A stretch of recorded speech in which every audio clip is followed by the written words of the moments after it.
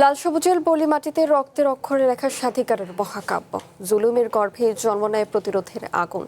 এই মাটি তাই বারবার সাক্ষী হয়েছে রক্তদ্রোহ আর সংগ্রামের। ৭১ থেকে ৯০ কিংবা ২৪ জুলাই, যখনই অন্যায়ের চাবুক নেমেছে মানুষের ওপর, তখনই রাজপথে নেমেছে সবাই। গর্জে উঠেছে মিছিল, জেগে উঠেছে প্রতিরোধ। ৭১ থেকে ২৪ দেশের বহু উত্তাল সময়ের প্রত্যক্ষ সাক্ষী ৭৩ বছরের এই একরামুল করিম চৌধুরী। আমি আমার কথা বলবো, আমার কথাই সত্য। বয়সের ভার শরীরে, কিন্তু অন্যায়ের বিরুদ্ধে লড়াইয়ের আগুন এখনো জ্বলছে বুকের ভেতর। মুক্তিযুদ্ধ থেকে স্বৈরাচার বিরোধী আন্দোলন, রাজপথের নানা সংগ্রামে ছিলেন সামনের সারিতে। পাকিস্তান নামক একটা দেশের বিরুদ্ধে প্রথম বিদ্রোহ ৫২ আন্দোলন হয়েছে, এই গেও বাঙালিরা করছে। এই বাঙালির দেশে এই মাটি খুব শক্ত, এখানে কেউ অন্যায় করে কেউ বেশি দিন টিকতে পারে না। ইউনিয়ন পর্যায়ে একটা কর্মীর দায়িত্ব রয়েছে। রাজনৈতিক কর্মীরা যদি ভুল করে, রাজনৈতিক নেতারা যদি ভুল করে, যাতে সাফার করবে, সকল পর্যায়ে দায়িত্বশীল হতে হবে, নাহলে দেশ গঠন করা খুব কঠিন হবে। যে লাল সবুজের পতাকা ছিনিয়ে আনতে জীবন বাজি রেখেছিলেন স্বাধীন দেশের নানা অসঙ্গতি, তাই আজও কষ্ট দেয় তাকে। কিন্তু মানুষের অধিকার যখন সংকুচিত হয়, বৈষম্য যখন শিকড় গেড়ে বসে, তখন গণ আন্দোলন হয়ে ওঠে অনিবার্য।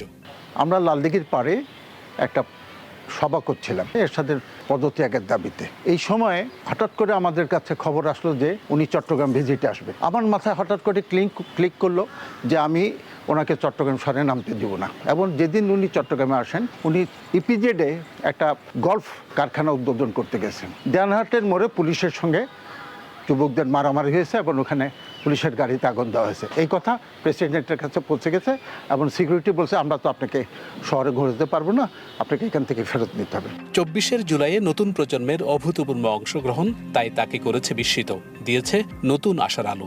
ঢাকা বিশ্ববিদ্যালয়ের শিক্ষার্থী সাগুপ্তা বুশরার মতো তরুণরাও নেমেছিলেন সেই উত্তাল রাজপথে। প্রথম দিন থেকে আমি কিন্তু কানেক্টেড ছিলাম আন্দোলনের সাথে।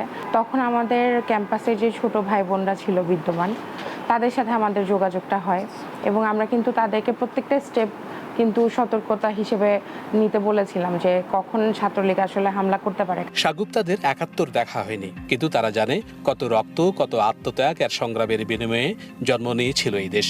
তাই অন্যায় আর বৈষম্যের বিরুদ্ধে নতুন প্রজন্ম হাতে তুলে নিয়েছে প্রতিরোধের মশাল। আন্দোলন শেষ অর্থাৎ ৫ তারিখ পর্যন্ত আমি কিন্তু কানেক্টেড ছিলাম, হয়তো নাহিদ ইসলামের সাথে, নয়তো সার্জিসের সাথে, নয়তো আমার হলে যে সকল মেয়েরা ছিল, যে তাদের মধ্যে অন্যতম হচ্ছে রেহনুমা রিদি এবং হচ্ছে নিহা, এদের সাথে আমরা কানেক্টেড ছিলাম সার্বক্ষণিকভাবে।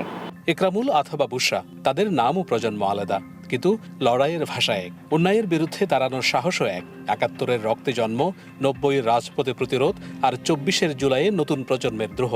বাংলার ইতিহাস বলে, অন্যায় যতবার ফিরে আসে, প্রতিরোধও ততবার নতুন মুখে জেগে ওঠে। Shahnaz Riton, One News, Chittagong.